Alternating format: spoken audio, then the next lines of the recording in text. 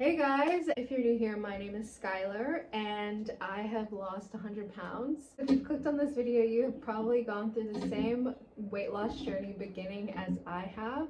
I have tried so many different diets. I've been trying to lose weight since I was like 12. Weight Watchers, keto, fasting, and I just want to share with you my journey. In this video, you will get the full journey of how I got to where I am today, from starting at 246 pounds and getting down to now 144 pounds and still trying to lose. I'm gonna share as well like the habits and tips that my weight loss doctor has given me and what has worked for me and what has not worked for me from the tips that he's given me, and just sustainable habits that will keep me skinny and keep you skinny. So let's just go. I'm filming here in New Zealand, Auckland, New Zealand. I moved here about 5 years ago and I'm 25 years old. Something that's kind of important to know about me is that I have a performing background. So at a young age, I've been on stage, kind of like blasted in front of people, taking videos, that kind of stuff. And when you're like in front of people, trying on costumes, your weight kind of comes up because you want to look nice and you want to get like the costumes that fit right. And there's just a type of look, a certain look that a performer has. And because of having that performer background, I've always kind of been conscious of my weight. And I wouldn't say I was like huge when I was growing up, but I was like on the heavier side. And so my weight has always been something that I've been trying to get down ever since I was young. Like some of the diets I just specifically remember trying when I was younger, which probably shouldn't have done, or maybe a little too young. Specifically, I remember doing Weight Watchers. It was good. I remember doing keto. Again, I don't think I did it right. I don't really think that I was ever in ketosis, but I remember trying keto and just loving it because I could have as much bacon and like fat as I wanted, but also I missed carbs. And it's not something I've ever tried since, but I tried it when I was younger. Fast forward to when I was about 18 to 19, somewhere around there, I had like a big health journey then. And at this point I got a personal trainer, online personal trainer, that wrote up a custom meal plan for me and also like a custom workout plan for me. I'm the type of person, I'm really goal oriented, so if you give me a plan, I'll stick to it. When I first signed up, I thought that he was gonna change the meal plan like at least every month, but he only changed that like every 3 months. So I was eating the same thing for 3 months, which I'm not the type of person that can like easily do that. I like to change things up throughout the week, and because of that, it was not really that sustainable for me. I did lose weight though because I was doing the cardio and the workouts that he was telling me, and also like eating the food that he was telling me to eat.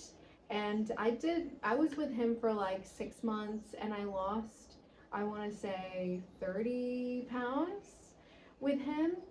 I'm pretty sure my heaviest with him was like 220, and then with him I got down to 185, but I could never really get lower than that. I was with him when I was 19, and then going into 2020, that's when I decided to move to New Zealand.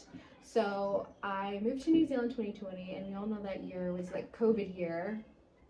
So it was like the stress of moving to a new country, the stress of like the world ending. It seemed like at this time I was focusing on my health journey because what else were you meant to do? So I was just like working out twice a day. I would go for a run in the morning and then for a walk at night, and then do like a video, some type of like workout video during the day because there's literally nothing else to do. Here in New Zealand, we were kind of forced to eat kind of healthy because we had to go to the grocery store, like McDonald's or any other fast food place was not open because we were in level 4, and in level 4 no unessential businesses are open, only like the grocery stores. So I was kind of forced to eat healthy at this time, but I wasn't seeing that much of results. And then once everything kind of opened up again, I was just eating fast food again, and the weight that I did lose during that time period didn't stay off. Moving through the years, I slowly gained weight again. Keep in mind, the lowest I've gotten to was probably 185, and that's probably how much I weighed in high school as well, like while I was in through high school, somewhere around there. The lowest that I can remember being in high school was maybe 170 something, 160. In my adult life, like after 18, 190, 180 was like the lowest I could get while doing my own dieting. And then I would always slowly creep back up to the 200s, and to the point where I got to 246, which is my highest weight. And at that point, I was really scared. The girl was scared. I was like, oh gosh, have I gotten to the point where there's no return? 2023 is the year that I hit 246, and at this point I'm like, am I ever gonna get back to at least the 200s? Will I ever see 190 again? Because it just feels so far. If you relate to this, please comment, but it was a little daunting just to even try to get down again. I was at a job where a lot of the girls were trying to actually lose weight as well, and I feel like being in that environment was pretty good for me, because we could all just like share our journeys together and like what we're doing and what's worked with for us. I guess the turning point for me was when I decided to go on Wegovy. If you guys don't know what Wegovy is, it's the weight loss version of Ozempic. So Wegovy is not available here in New Zealand, still isn't available in New Zealand, but in 2023 it was available in the States, and so I flew home and got Wegovy. I have like a doctor down there and he prescribed it to me, all legal. So like, I was not diabetic.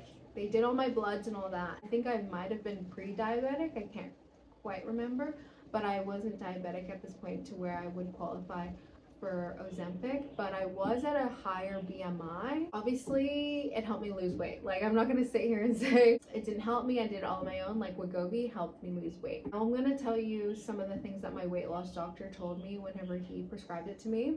He basically told me that this is not a magic pill. You still need to have habits that will keep this going for you.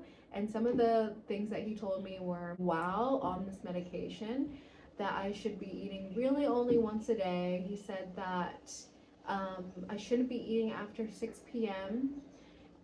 He said to eat super slow so that your stomach can communicate with your brain to let you know exactly when you're full. So if you're eating too fast, you might eat more than you need to eat. He told me to, on this medication, only eat when you're hungry. That's one thing that still sticks with me now. So on this medication, you aren't hungry very often, because that's what it does. But you do get hungry eventually. What a lot of people do on this medication is they eat at the normal times that you would eat. So people usually eat breakfast, lunch, and dinner. He broke that away immediately when he told me I only need to eat once a day. But then he broke it down even more by just saying, just because it's 12 doesn't mean it's time for you to eat. If you're not hungry when it's 12, then that means that you don't need to eat. You need to eat when you're actually hungry. And he said that a lot of people, there's a lot of social things. So like socially, it's acceptable for you to eat at 12. Everyone's going to lunch, especially if you're in a corporate job or an office job like me. At 12 or 1 p.m. is the time that everybody's going to eat. But if you're not hungry, then you actually have the choice not to eat. Before having a weight loss doctor and all this, I never really thought about like, oh yeah, there is kind of like set times that you're meant to eat, and like even if I'm not hungry, I'll just eat because it's lunchtime. You should actually like question yourself, listen to your body. Are you actually hungry? And if you're not, then don't eat. So I feel like that was a pivotal point that he taught me. I followed all those rules while on Wegovy, but in terms of what I was eating, like the types of food, I wasn't super like overtly healthy. Being on Wegovy was kind of like a forced portion control, if that makes sense. Because I get fuller faster, I'm not going to eat as much.